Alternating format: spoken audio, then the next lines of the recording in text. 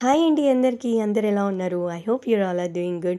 తమిళ్లో ఆల్రెడీ చూసారు కదా! యెస్, మేమైతే కోయంబత్తూర్ ఈషా ఫౌండేషన్‌కైతే స్టార్ట్ అయిపోయామండి. ఎర్నాకుళం నుంచి కోయంబత్తూర్‌కి 200 కిలోమీటర్స్ ఉంటుంది.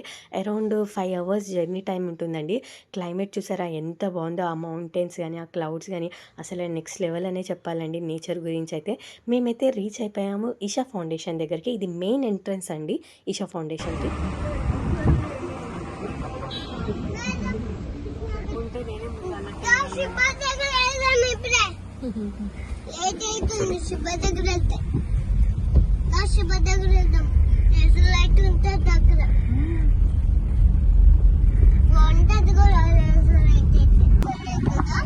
आरुष इधर देखो जल्दी तुम इधर కాదు కాదు ఇక్కడ చూడు ఇక్కడ అది చూడు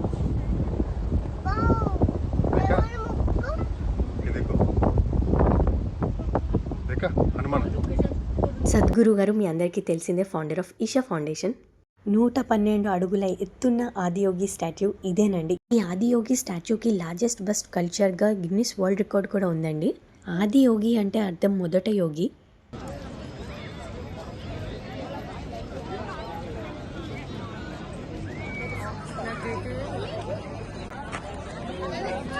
आरुष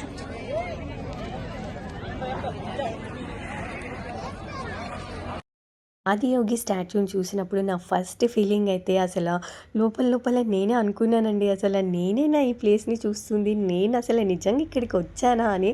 అంత అసలు మిక్స్డ్ ఎమోషన్స్ అనమాట. చాలా బాగా అనిపించింది. కొన్ని ప్లేసెస్కి మనం అసలు అనుకోని ప్లేసెస్కి మనం వెళ్ళినప్పుడు అసలు ఆ హ్యాపీనెస్ అసలు వేరే లెవెల్లో ఉంటుంది కదండి.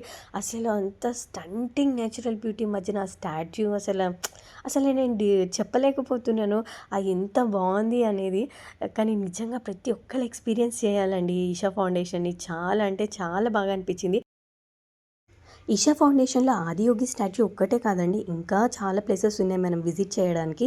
ఆదియోగి స్టాచ్యూ దగ్గర నుంచి కిలోమీటర్ డిస్టెన్స్లో మనకి ఈషా యోగా సెంటర్ ఉంటుందండి. యోగా ప్రాముఖ్యతని ప్రపంచానికి తెలియచెప్పటమే ఈ ఈషా యోగా సెంటర్ ముఖ్య లక్షణం అండి.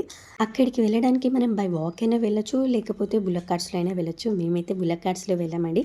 ప్రతిదీ ఇన్ డీటెయిల్గా వాళ్ళు అక్కడ మెన్షన్ చేస్తారు, మనం ఏమేం ప్లేసెస్ చూడొచ్చు లోపల అని. సో ఇక్కడ చూసారు కదా ప్లేస్ టు విజిట్ అని. ఇవన్నీ మనం ఇప్పుడు యోగా సెంటర్ లోపల చూడబోతున్నాము.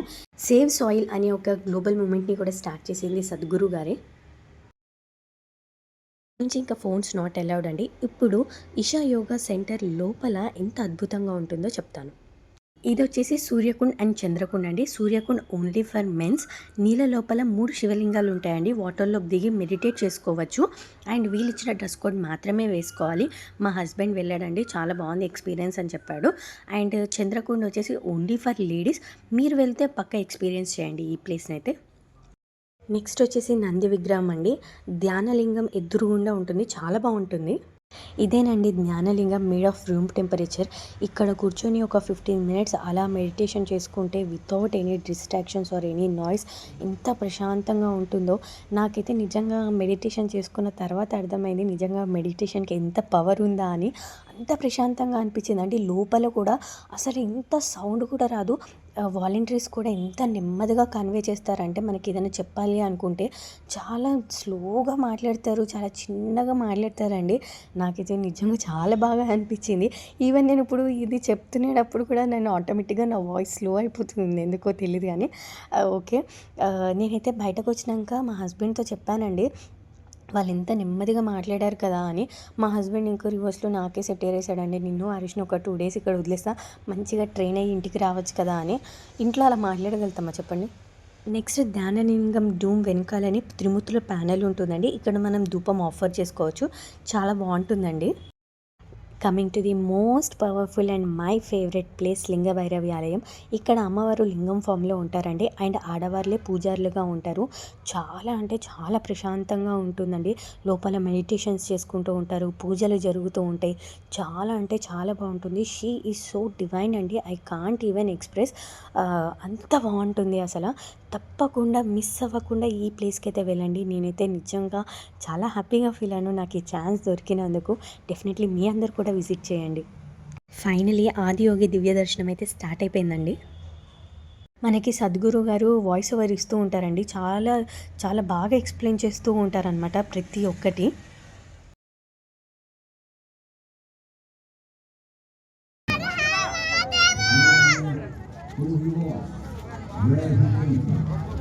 The origins of this fish, as he was found the Hayum.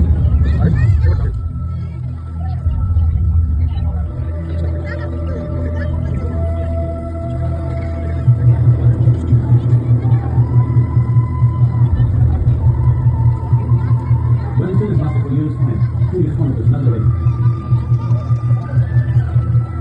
Only 7 seekers remain as they will appear in the away from him.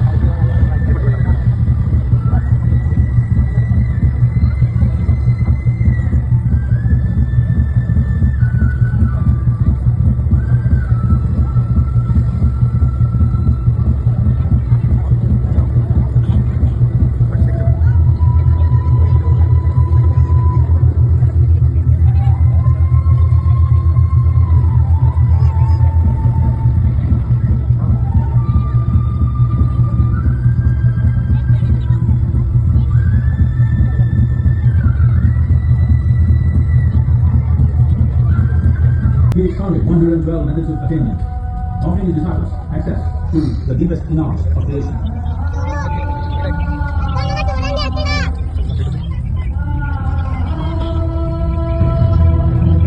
Adi Yogi absorbed her and made her a part of himself, and hence he is the Adnan, the ideal man, where one half of him is woman.